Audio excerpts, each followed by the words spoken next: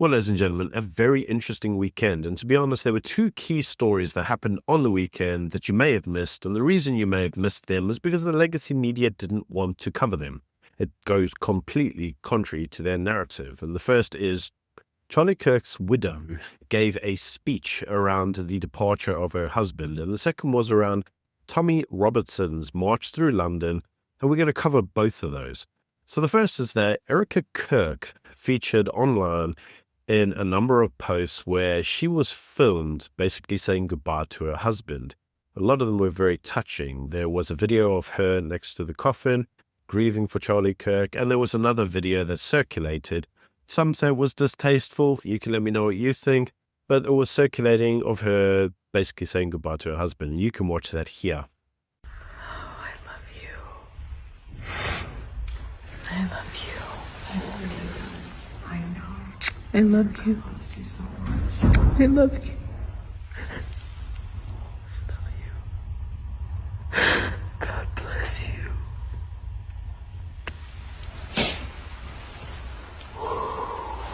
Now, immediately afterwards, she went through to the Charlie Kirk show's desk. So if you know, the show has a desk that Charlie would broadcast from.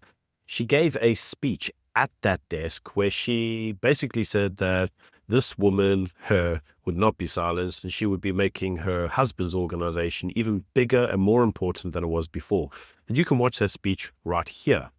I want to thank my husband's dear friend, Vice President Vance, and his phenomenal wife, Usha, for their love and support. You guys honored my husband so well bringing him home. You both are tremendous. I want to thank President Trump and his incredible family for the same. Mr. President, my husband loved you. And he knew that you loved him too. He did. Your friendship was amazing. You supported him so well, as did he for you. 2 days ago, my husband, Charlie, went to see the face of his Savior and his God. Charlie always said that when he was gone, he wanted to be remembered for his courage and for his faith. And one of the final conversations that he had on this earth, my husband witnessed for his Lord and Savior, Jesus Christ. Now and for all eternity, he will stand at his Savior's side, wearing the glorious crown of a martyr. Now, almost immediately after that, people started attacking her, saying, why isn't she just being a useless woman sitting in a corner, crying and grieving? And many individuals noticed that actually many of these individuals went around the country with their husbands and so know full well what the organization means to people. And that in itself actually brings up a really important point that many seem to have missed. And that was Charlie's wife and their kids were in the audience. They watched him die. So that's, it's important to remember. Now, almost immediately, people started to criticize her, and we are reminded of something that's really, really important, and that is the left have taken over the media, they've taken over the schools, they've taken over the academies. It's all part of a cultural Marxism idea that they are trying to implement almost communism through the back door by brainwashing people. And to be honest, many people have been very successfully brainwashed by this rubbish. The first comment that came out is that, and we're hearing it in South Africa as of today, is that nobody in the UK even knows or cares who Charlie Kirk is. And this is in complete contrast, because when you view the vigils and the number of individuals that went to vigils in London, well, the proof is kind of contrary to that.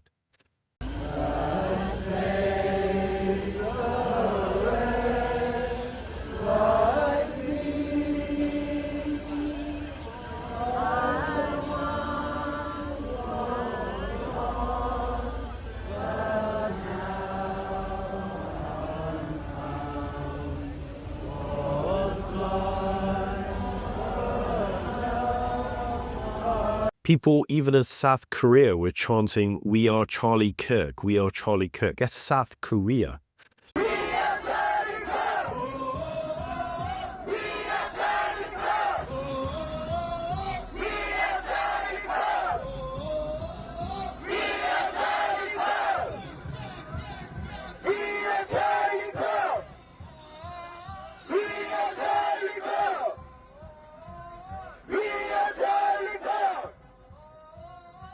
Now, as of this morning, the Daily Maverick issued an article which says that Charlie Kirk has no relevance to South Africa. And I'll deal with that in my South African video. You can let me know what you think of that in the comments section below. Now, news actually came out of who Tyler Robinson, the alleged shooter, is of Charlie Kirk. And his parents say that he actually turned to become a radical left-winger, and all his childhood friends say that he was pretty left on pretty much everything. According to the suggestions, he was dating a transgender, that's a male to a female convertee, was living with this transgender individual, and was involved with a local transgender terrorist network. Now, if you know anything about the slogans that were on the bullets, many of them were Antifa slogans. You could also see that in the shell casings, which say, "Notice the bulge OWO," which is a joke about noticing a trans male to female bulge. And there was also the shell casing which said "Catch Fascist," which is obviously an Antifa slogan. Now, multiple transgender accounts in the area posted the day before saying something was going to happen at the Charlie Kirk event tomorrow with excitement. Now, according to the local governor, he says that Tyler was deeply indoctrinated with left-wing ideology. So, as you can imagine, Democrats are going to have a hard time trying to explain this. Now, this was obviously all confirmed by individuals such as Matt Welsh, and I've even seen in News 24 this morning they are actually drawing reference to many of these points. But in any case, there are some really key components out of all of this that you really do need to take into account. The first is the constant reference to Charlie Kirk as being a fascist. Now, the family confirmed that they themselves were very conservative, and yet their son had somehow become very left-leaning. Now, because the family were very conservative, coming from a Republican family with Christian moral values, the left is immediately attempting to say that actually this was a right-wing killing. It had nothing to do with the left. But that's not true. In fact, if you really want to take this to the logical conclusion, then the question you really have to ask, as Ernest Roots asked, is how do you go from a Christian conservative background, you go to college, and then you become indoctrinated? And this fundamentally is the issue. Now, as I've said before, Charlie Kirk actually wrote a book on this, where he said that basically universities and colleges were a scam and they were indoctrination camps. But as Ernest Roots says, the main issue that the left seems to want to be skirting around is a conservative Christian went to university and was radicalized. Not the first time. So for them to say that Charlie Kirk was somehow a part of the Christian MAGA movement is complete horse rubbish. In fact, we know this to be true because, as I've already alluded to, the killer engraved "Hey Fascist, Catch" on one of their bullet casings. It's an Antifa slogan. So fundamentally, we have to ask the question of how a person goes from a good, stable, loving home with two parents, a normal upbringing, and solid values that go to university 4 years later, radical leftist, communist, hates America, blames capitalists for everything. Typical thing. Thinks Hamas is misunderstood and everybody else is, fascist. If you don't agree with their viewpoints, that somehow you're now a fascist. And that point, that fascism slogan, we are going to talk about that. Now, we have to correlate this to what occurred in London, because at the weekend, Tommy Robinson organized a mass protest against foreign immigration into the country, that's illegal immigration, and a number of people attended that. Now, we're going to talk about the numbers of those individuals shortly, but what I'm going to do is I'm first going to show you the videos of how many people attended. Here you go.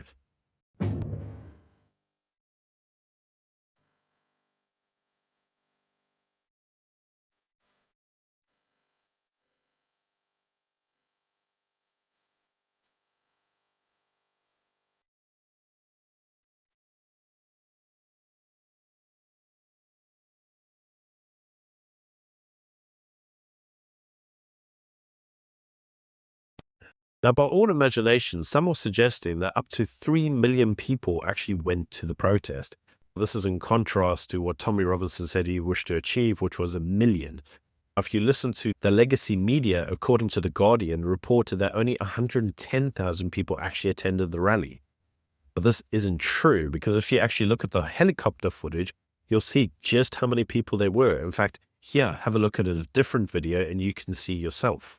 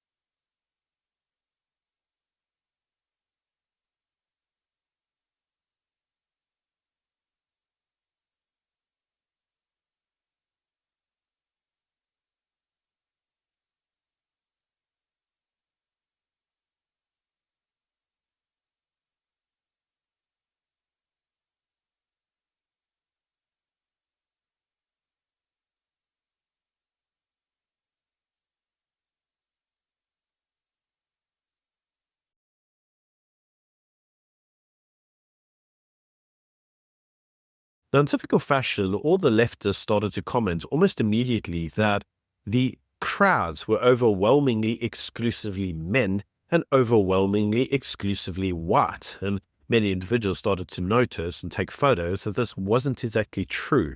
There were a number of individuals who attended from different backgrounds, and yet, as you can imagine, the media wanted to slander the event as basically being a racist event. The Guardian again issued an article saying that the protest was a far-right rally and that it was largely white because it's far-right and now it's racist. Other journalists took to X and started to say that only 80,000 people actually turned up, which according to them means that the far-right event, the most far-right event in history, they even included an address by Elon Musk, well, that was just a fake, because nobody attended, according to them. But you see, that's not how Tommy Robinson saw it. He said, "We came, we saw, we conquered, millions hit central London in a show of patriotic unity." And the reality is that a number of individuals did attend. Now, Tommy Robinson, in his actual post, says, "This one is for you, Charlie Kirk." So again, we are going to tie these two together because it's kind of important that we do. The BBC then issued a statement. One of our top stories, and these are the demonstrations happening in London today. We have these pictures from close to, this is actually Waterloo Bridge. This is where protesters are gathering at a rally, ahead of a rally organised by the far-right activist Stephen Yaxley Lennon, also known as Tommy Robinson. It's reported that tens of thousands are gathering in the capital for those rallies. Most of the people there gathering, demonstrating against rising migration in the UK. We'll also show you live pictures of the counter demonstration. This is a rally organised by Stand Up to Racism. While they had this individual who looked like they had swallowed a lemon issuing commentary on this on the state-funded broadcaster, well, I'll never know. But what I can say is that I doubt this individual's family has been there for about 1,000 years.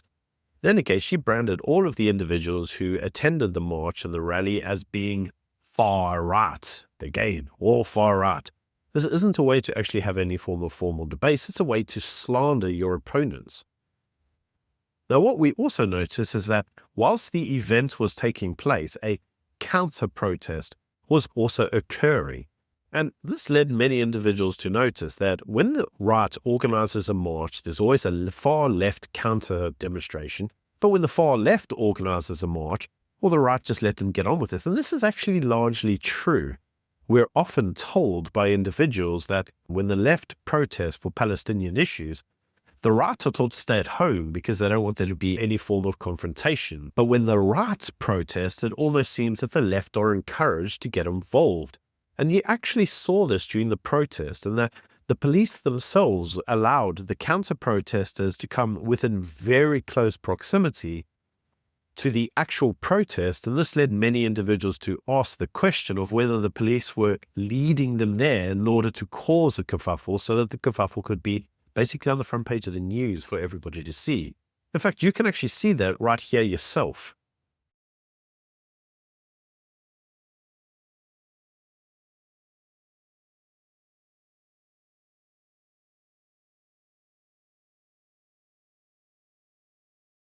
Now, there was an approved route. There's always an approved route. And the whole idea is that the approved route that the protesters will march will be contrary to the counter-protest so that you keep them away from each other.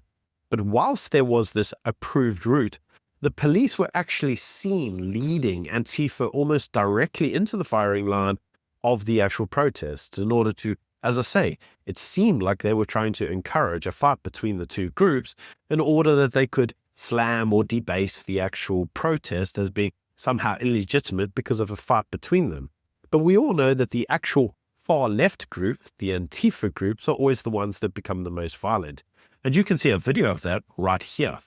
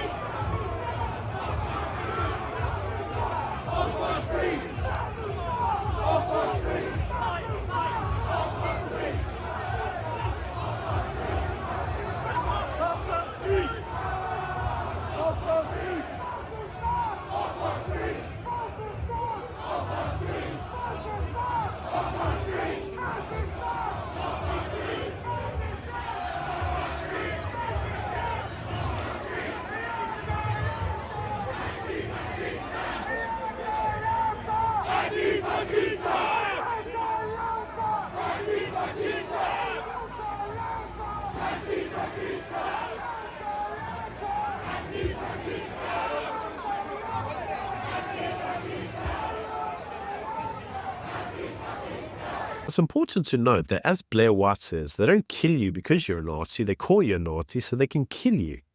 And this is exactly what they do. They want to denounce you, and so they try to think up slogans in order to lambaste you with so that they can say, well, you're now somehow illegitimate. And almost immediately, we started seeing that occur. One individual stopped a police officer and asked them why they were in full riot gear, but they didn't appear to wear that same riot gear for the pro-Palestinian protest. And according to the police officer, the response was because the locals that were protesting were more of a threat than many of the far left agitators. In fact, you can actually see that exchange right here. Just a quick question. Why are there no cops in riot shields over here on this side?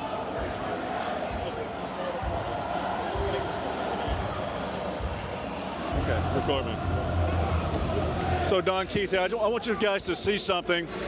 I just posted about the different crowds here. We've got the pro-free speech, the people who want to save Britain over on this side, the freedom-loving folks, and right here on this street we've got the pro-Palestinian crowd. Now, if you look right here, you can see the police are all in riot shield for optics position. The Patriots, they come out in front of the crowds and they wear their riot shield so that the media will see them in their riot shield, and makes the folks on the pro-free speech, the anti-immigration folks, the folks who love Great Britain, the police make them look bad with their riot shields and the riot gear. Now, if you look, you see the pro-Palestine crowd here. There's absolutely no police in riot shields, no helmets, nothing for optics purposes. They want them to appear to be the peaceful crowd. So it looks like eventually it'll look like we're the bad people. That's what's going on here with the police, the UK police. You can see that no riot shields, no riot gear, riot shields, all for optics, also that the media can see that the Patriots, the people who love Great Britain, are the bad guys. Unbelievable. Now, you see, that police narrative was actually pushed out even further by the Metropolitan Police, said that they continue to see significant aggression directed at officers by United Kingdom protesters. But you see, the reality is that was untrue. And you see, we have this amazing thing called statistics. Because if we look at the Notting Hill Carnival, there were over 423 arrests and 2 stabbings, and there had to be major preemptive police raids on guns and weapons. Now, that event, in terms of the numbers that actually attended for it, was completely dwarfed, but in contrast to the number of individuals that attended the protest in London. And of that, there were only 23 arrests. So contrast 423 arrests for the Notting Hill Carnival versus the 23 arrests in London. Now, as you can imagine, in typical fashion, they say, well, the Notting Hill Carnival was a event of cultural diversity. It's just wonderful. It's a celebration of culture and community.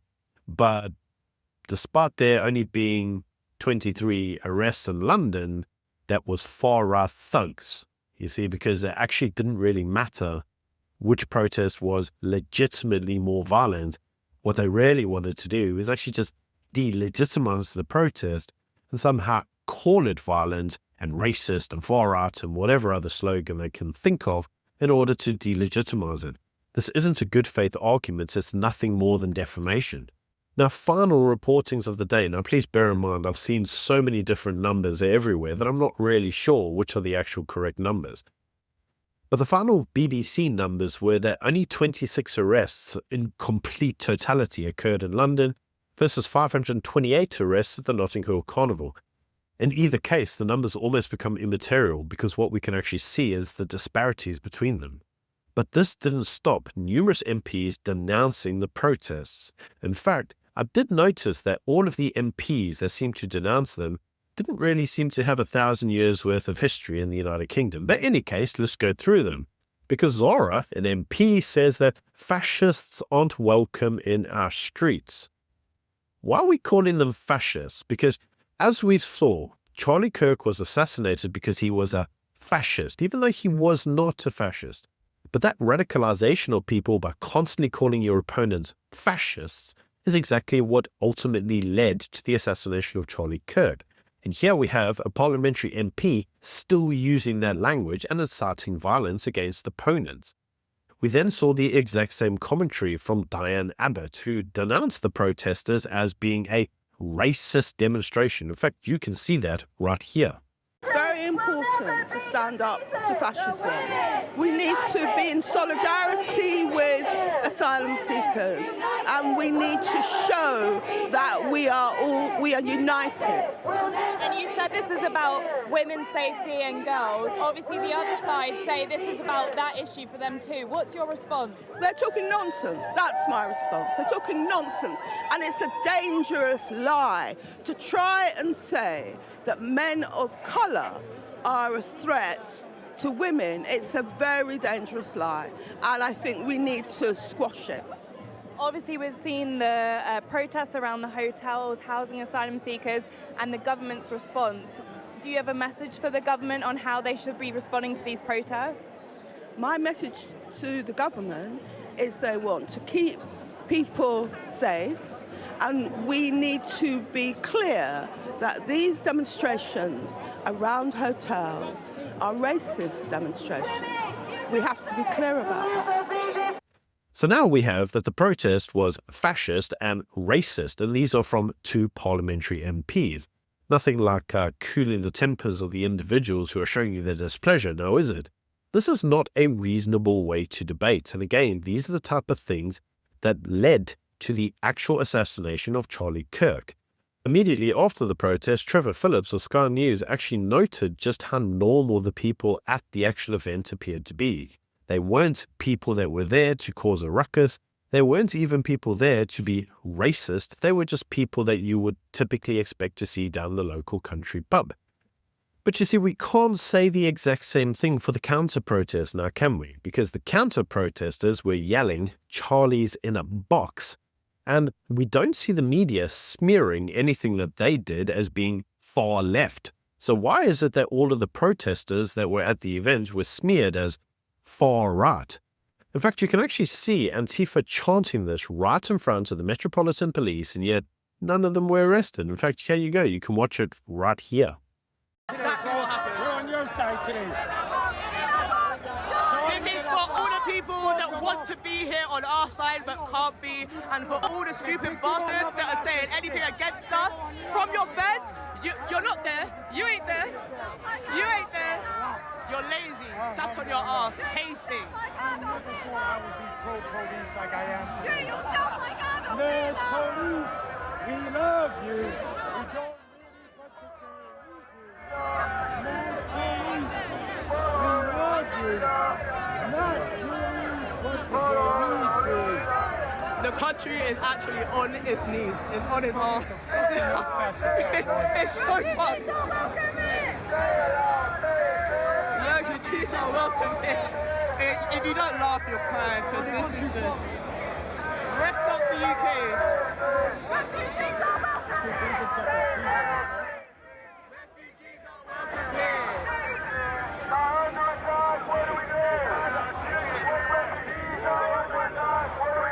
Stand up, fight back.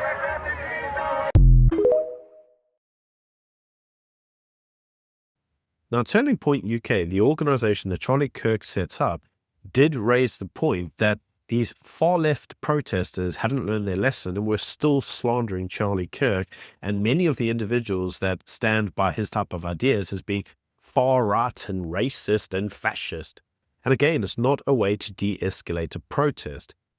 Almost immediately after the protest, another parliamentary MP, Shabana Mahmood, another individual I'm sure with 1,000 years worth of history in the United Kingdom, started to debase the protesters as being violent and said that whilst there is the right to peaceful protest, these individuals had attacked and injured police officers. And yet what's really interesting about this is, again, how many individuals are noticing that when the actual crime statistics are properly reviewed, they don't actually match up with the narrative. Diane Abbott again went on stage and said that according to her, we've stood up to fascism and violence before and we'll do it again. And so again, twice in one day, an individual parliamentary MP slammed the actual protests as being fascist and racist. In fact, you can see that right here.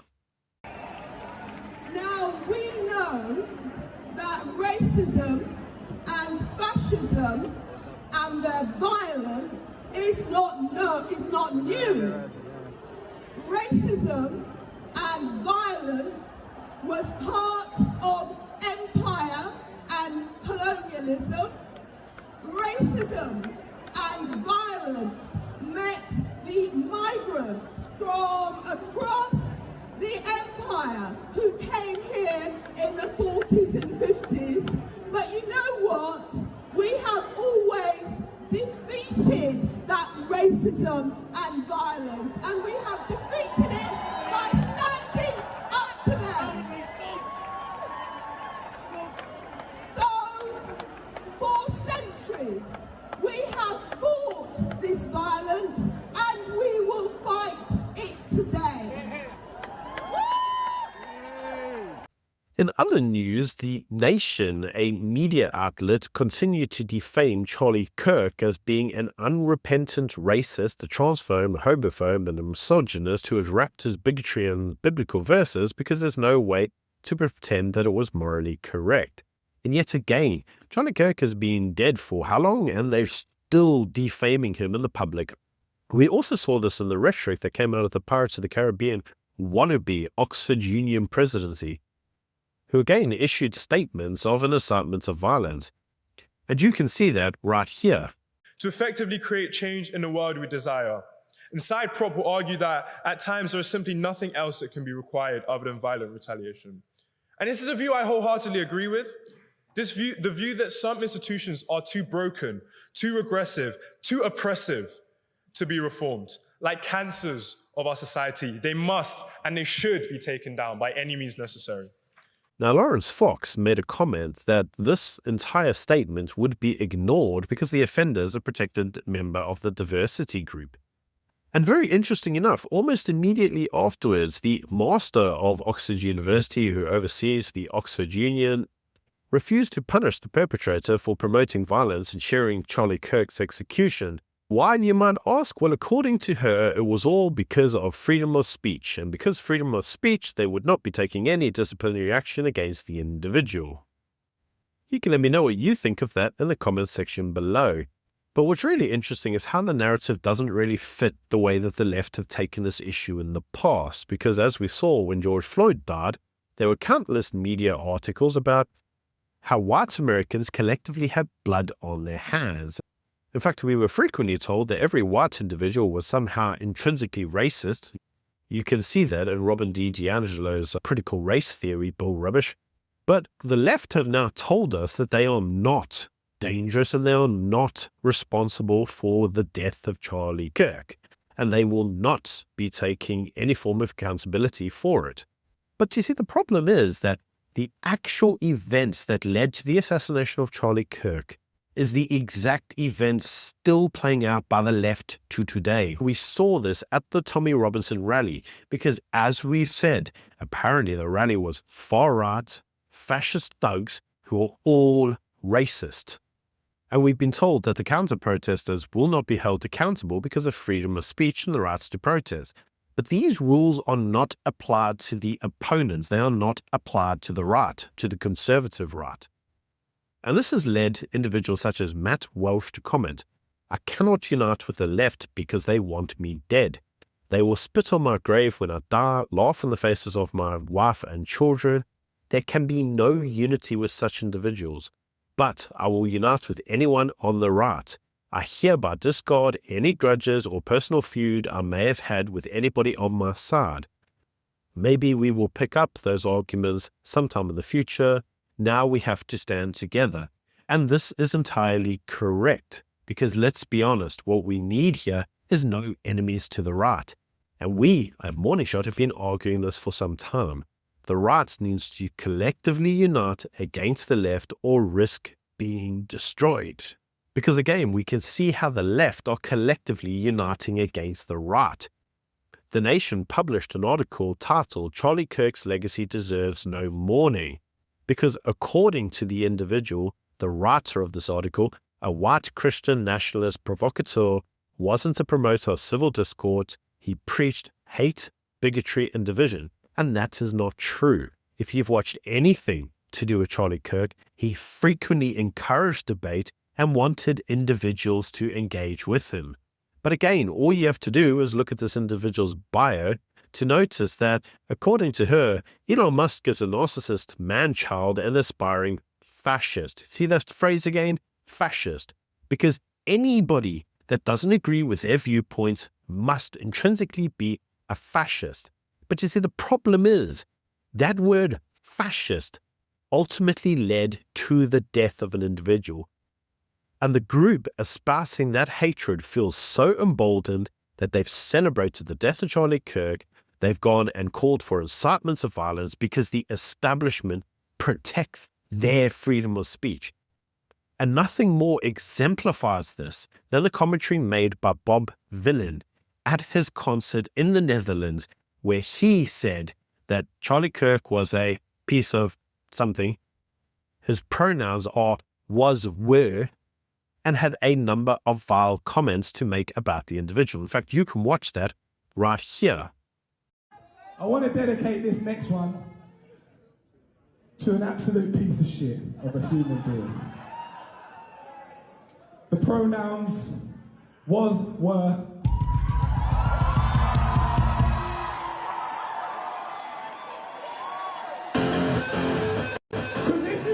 shit, you will get banned. Rest in peace, Charlie Kirk, a piece of shit. Now, this is the same individual who got into trouble for chanting "death, death" to the IDF. And again, his freedom of speech was allowed, and he has still been allowed to continue to say the things that he does. But think about it logically. Anybody who questioned the narrative around George Floyd was immediately dismissed. There were police officers put in prison for saying anything disparaging about George Floyd. You were not allowed to question the narrative or say anything negative about George Floyd because the left would riot and burn cities down. BLM would come for you. They would cancel you. But the same courtesy is not being extended to Charlie Kirk. And we have to conclude this by saying, you cannot simply sit there and call anybody you disagree with as fascist, even though they still are.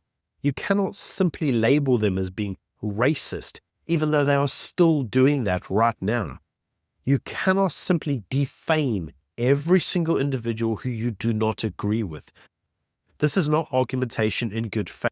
This is nothing more than a smear campaign, and it's a smear campaign in order to chill your opponent. And that may seem extreme, but that's exactly what they want. They do not want rational discord with you. They want to silence their opponents. And in the case of Charlie Kirk, they have. We cannot allow this to continue. We must challenge the bull rubbish that these people espouse. The right can no longer afford to simply ignore these individuals and hope they will go away, because they have no intention of going away. They have full intention of silencing anybody they do not agree with.